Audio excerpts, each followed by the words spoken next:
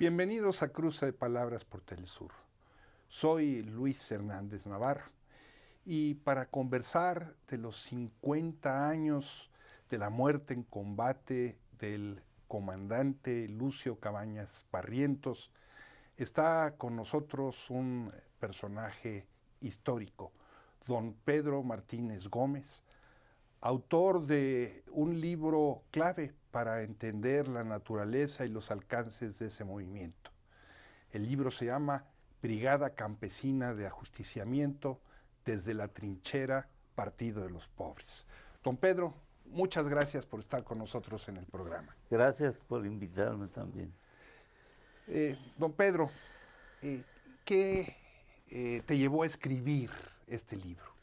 Tú fuiste parte de esa guerrilla. Sí, claro.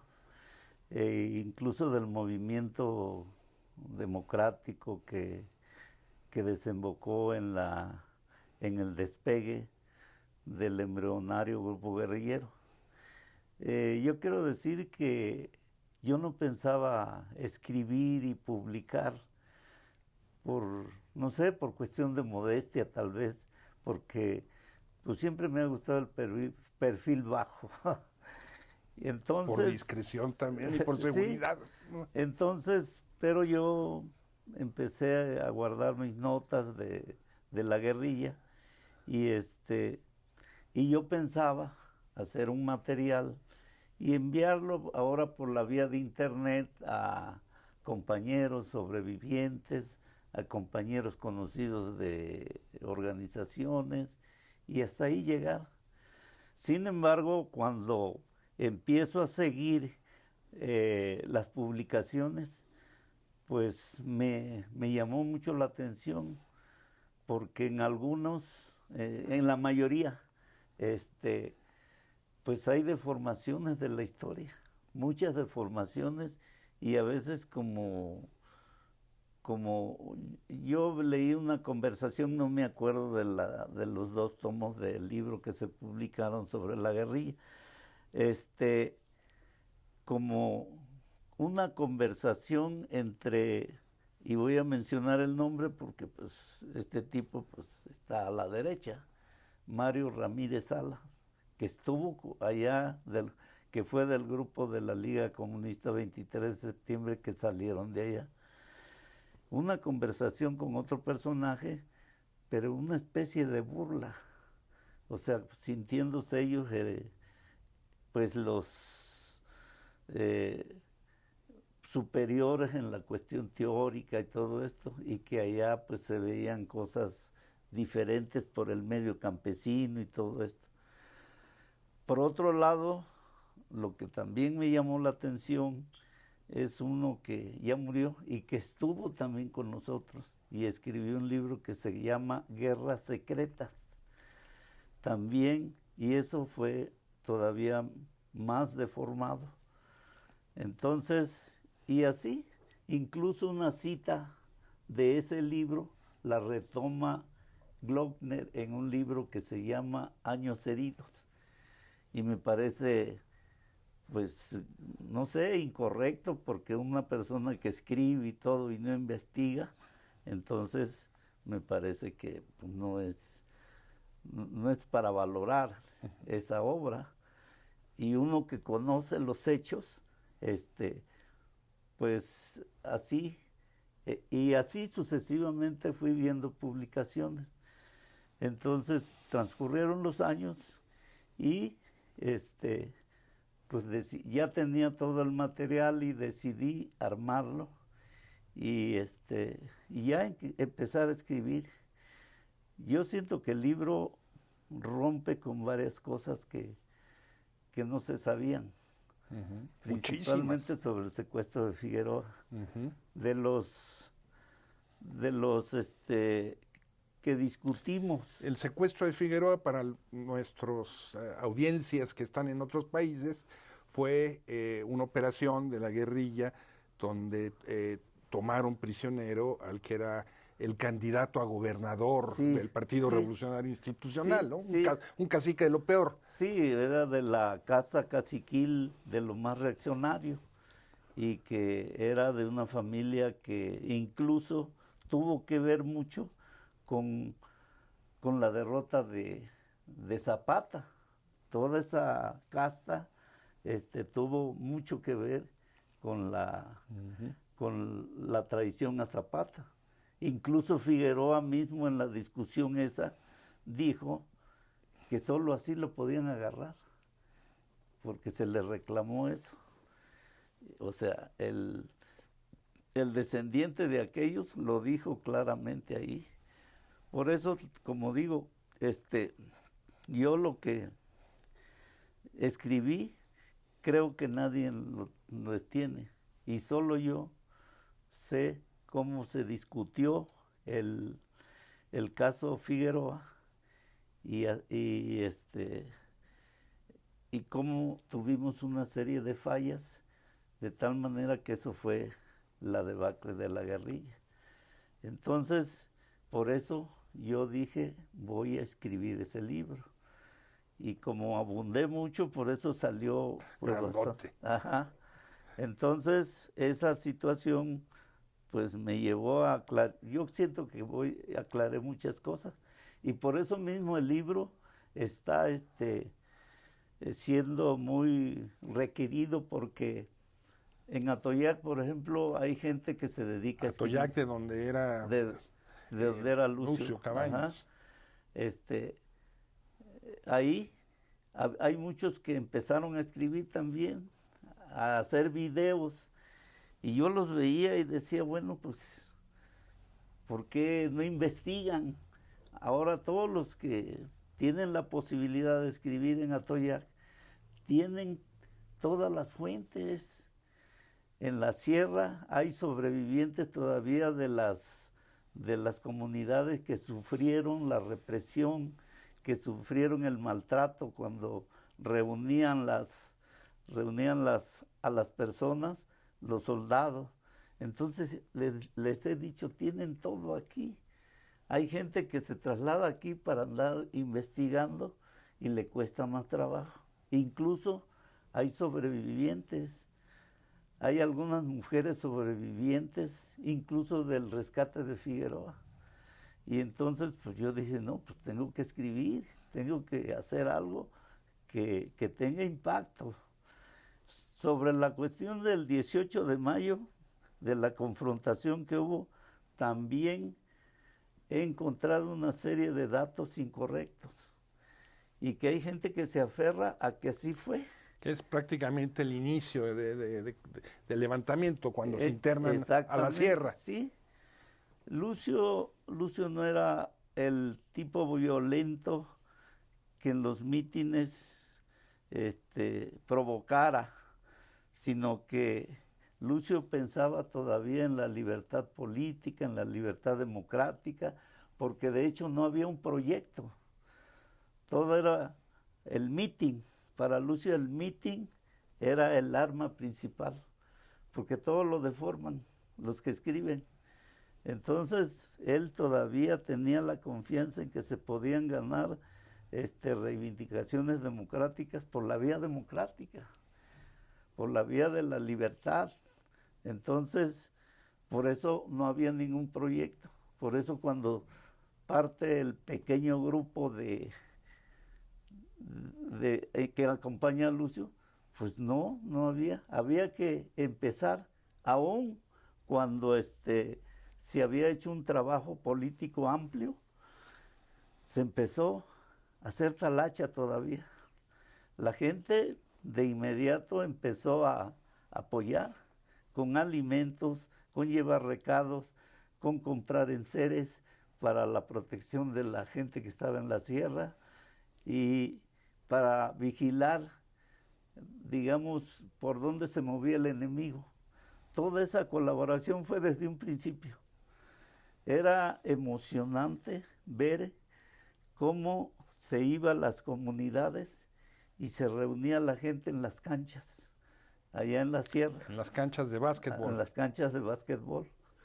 Y pues era muy emocionante eso, porque yo antes de integrarme estuve conectado a ese grupito que todavía era muy endeble, y algunas veces hasta acompañé en algunos recorridos a ese grupo que, que reunía a la gente. ¿Qué te lleva a ti a integrarte a la guerrilla? Pues mira, a mí nadie me reclutó para ingresar al movimiento de izquierda. Yo mismo busqué, en Atoyac se andaba organizando un grupo de jóvenes. Claro, esto ya tenía su origen de la escuela Modesto Alarcón, que era donde trabajaba Lucio y Serafín Núñez Ramos. Serafín Núñez Ramos, aunque no se integró a la guerrilla, pero hizo una gran labor de formación de jóvenes en la escuela Modesto Alarcón. Eso se lo tenemos que reconocer. Era muy estudioso, tenía muchos conocimientos. Y desde ahí venía una generación de jóvenes y que Serafín contribuyó mucho a esa formación de jóvenes. ¿Tú fuiste parte de ellos? Sí, entonces yo busqué a un compañero, no sé si llegaste a conocer a Octaviano Santiago Dionisio. Sí. Y le dije, oye, yo sé que se están reuniendo. Sí, dice, si quieres ven, participa en una reunión y si te convence, pues te integras. Y así fue. O sea, mis inquietudes fueron porque yo en la primaria me gustaba mucho la historia, aunque tenían como chavo, como jovencito, como niño, muchas confusiones. No podía distinguir entre Carranza y Madero y Emiliano Zapata, pero yo me llamaban mucho la atención. La historia. La historia. Y a partir de ahí, te digo, yo mismo fui a... Entraste al Partido Comunista primero. Yo estuve en la Juventud Comunista. En la Juventud Comunista. Y fuiste a la Unión Soviética, a una escuela de cuadros. Sí, después, pues me propusieron eso. Claro, por algunos méritos de que, como te dije, yo tenía contacto con el grupo todavía embrionario y empezamos a agrupar jóvenes campesinos. Por eso te digo que fueron jóvenes. Y como en 3 comunidades organizamos unos grupitos de jóvenes, cometiendo errores, eso sí, porque pues uno no, a esa edad y con pocos conocimientos de la teoría o de los planteamientos, cometíamos errores, pero formamos eso. Entonces después, a raíz de eso, me proponen que si estaba dispuesto a ir. Y yo dije, bueno, pues si de por sí yo le voy a entrar a esto. Ya estaba. Vaya o no vaya, yo le voy a entrar a esto. Y qué bueno que aproveché la experiencia porque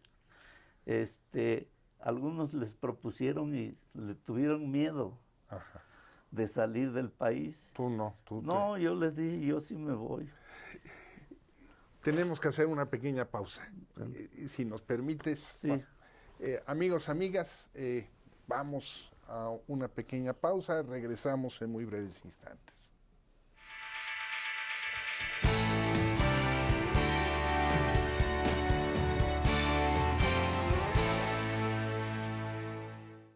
Estamos ya de vuelta en este cruce de palabras con don Pedro Martínez Gómez, combatiente, integrante de la Brigada Campesina de Ajusticiamiento del Partido de los Pobres, dirigida por el comandante Lucio Cabañas. Nos estabas contando cómo te integras tú a la lucha armada después de regresar de Moscú y de la Juventud Comunista. Sí, pues de hecho los jóvenes comunistas de Atoyac estuvimos muy ligados al grupo armado, porque pues había una necesidad y no era pues que abandonáramos esto, porque además de la sierra pues nos buscaban que para alguna comisión, para algún detalle. Y como te digo, yo estuve pendiente desde que inició esto. Yo vi cuando Lucio Cabañas abandonó Atoyac. Entonces, cuando yo regreso, y tuvimos una reunión porque iba a ser la primera asamblea del Partido de los Pobres en Acapulco. Allí de regreso, allí vi a Lucio. Sin embargo, pues, desgraciadamente yo no pude asistir a esa. Pero pues estuvo muy animada, según los compañeros que asistieron, y de ahí reanudé el contacto. Y yo me integré inicialmente a un comando que estaba en Acapulco, que tuvimos muchos errores y que fueron pocos los triunfos que tuvimos. Y posteriormente pues ya me subí a la sierra. Y en ese sentido pues ya era una decisión de tiempo completo. Por eso de ahí empezamos a hacer las tareas de la guerrilla, participar. Yo llegué a participar en la dirección de la brigada y pues sí, llegó eso de los recorridos por los pueblos, por el empezar a informarle a la gente, empezar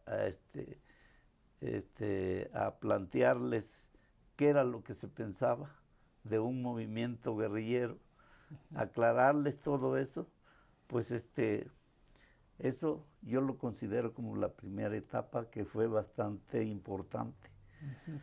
Por otro lado, con todo ese trabajo que se hizo, se pudo llegar a la segunda etapa, ahora sí, a lo álgido de la guerrilla, o sea, cuando se desarrolla más, cuando ya empiezan jóvenes a llegar a quedarse de manera fija. La brigada tuvo dos formas de militancia, los fijos y los temporales.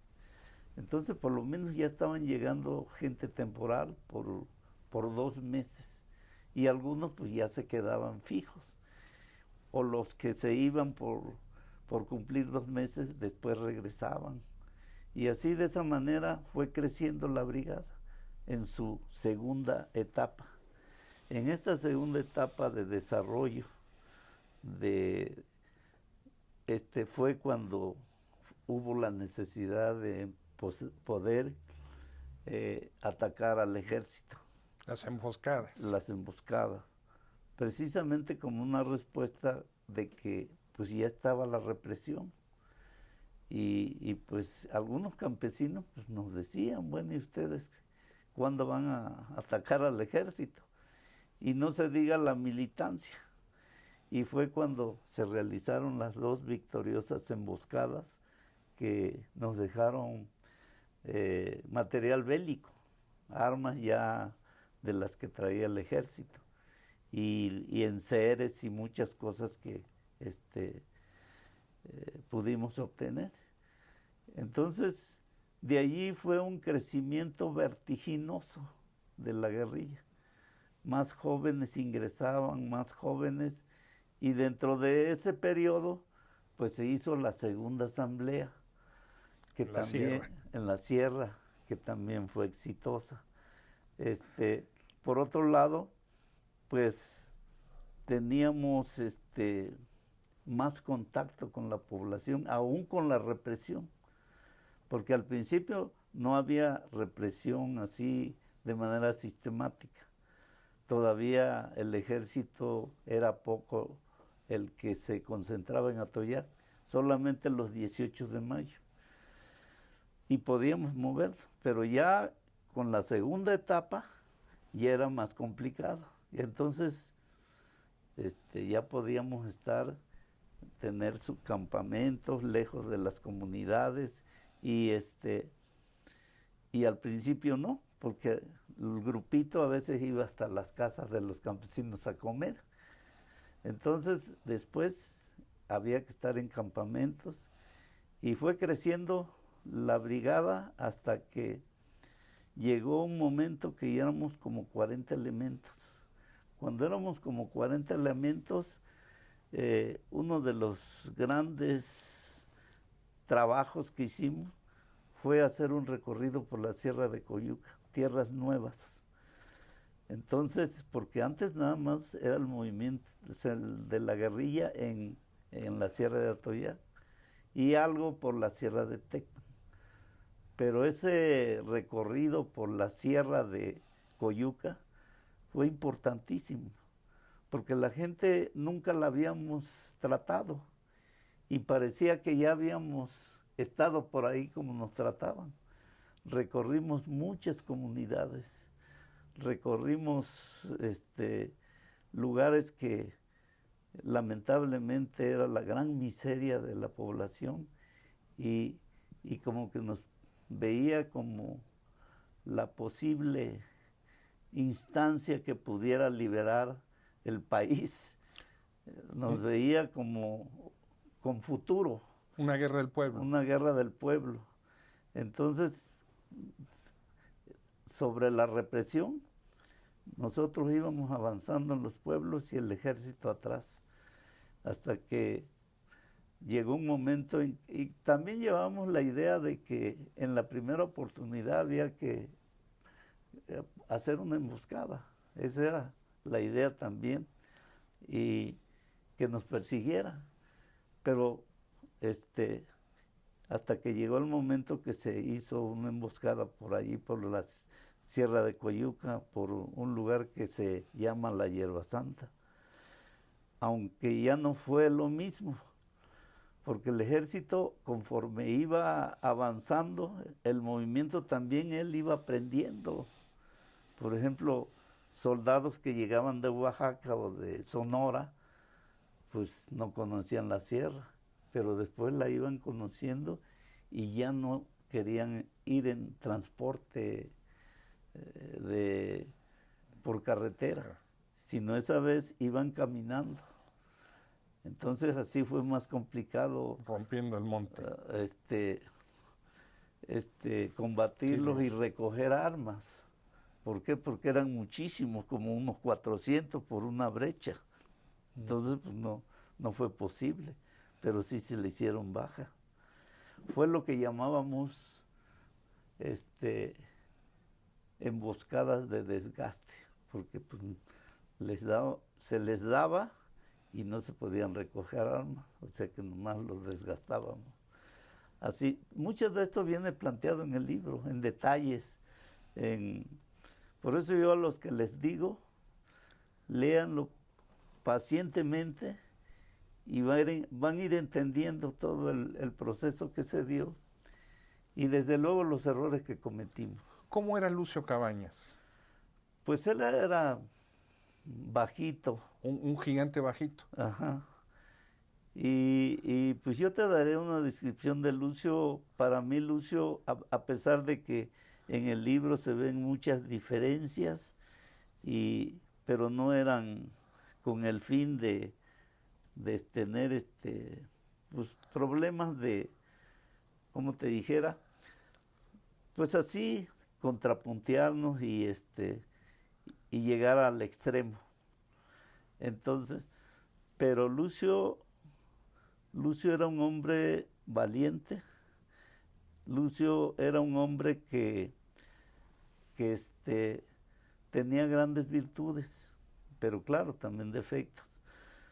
Lucio nunca tuvo una propiedad, Lucio nunca tuvo casa.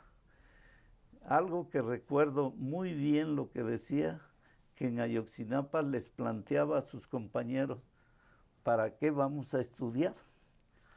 Dice, porque hay que estudiar para servir al pueblo. O sea, él para eso fue a estudiar. Otra de las cosas que decía, y que eso no lo dicen, pues dicen otras, a veces cosas tan banales, pero él hablaba de que los sectores nunca deben luchar solos, sino que un movimiento, si es de maestro, tiene que ir a ver campesinos, tiene que ir a ver colonos, tiene que ir a ver estudiantes, tiene que ir a ver amas de casa, tiene que ir a ver a pequeños comerciantes y hacer un gran movimiento. Y eso fue el movimiento del 18 de mayo. Y por eso fue el pueblo el que decidió muchas cosas de ese movimiento. No fue el grupito de maestros inconformes de la Juan Álvarez, no fue el grupo de estudiantes que estaban inconformes, fue la población. Y la guerrilla obviamente surgió del movimiento de masa, del pueblo. Por eso, además, pues, él nació de las entrañas de la pobreza como nosotros, extremas. Nosotros vivimos la pobreza extrema, donde a veces nomás había frijol y café negro. Igual Lucio, con trabajo, se fue a estudiar. Y la verdad, pues, es que también, como él, nosotros nos dedicamos a la lucha. Fue un momento de decisiones. No fue estar pensando en seguir estudiando, hacer carrera. Algunos jóvenes, pues por ese camino le dieron, pero muchos de nosotros vimos esa situación y nos decidimos claramente que le íbamos a entrar y que no había marcha atrás. Y no la había, porque si lo hubiéramos hecho, entonces, pues encarcelados, asesinados y ya golpeado el movimiento, imagínate cuándo se iba a poder levantar otra. Había que entrarle. Mucha gente pues que no le entró, o que no tiene información, o que definitivamente estaba en contra de la lucha armada, pues dice lo contrario. Pero para nosotros no había libertad de reunión, no había libertad de manifestación después del 18 de mayo. Entonces, ¿qué hacíamos? Y ya el grupo en la sierra, pues integrarnos, el que realmente estuviera convencido. Y pues de la Unión Soviética yo venía convencido de que había que entrarle. Para eso fuimos, para tener nociones de algo y tener claro para las tareas que íbamos a hacer. Así fue la situación. Don Pedro, el tiempo se nos vino encima. Muchísimas gracias por venir, por la confianza para contarnos todas estas historias. Felicidades por ese libro. Ojalá se lea mucho y se estudie mucho y se reflexione. Gracias, y pues yo espero que los que lo conocen y tienen el acceso a que se difunda, pues que colaboren con eso. Muchas gracias, don Pedro. Igualmente, muchas gracias por la invitación. Amigos, amigas, muchas gracias por su amable compañía el día de hoy. Ya saben, los esperamos la semana próxima aquí por Cruce Palabras por Telesur.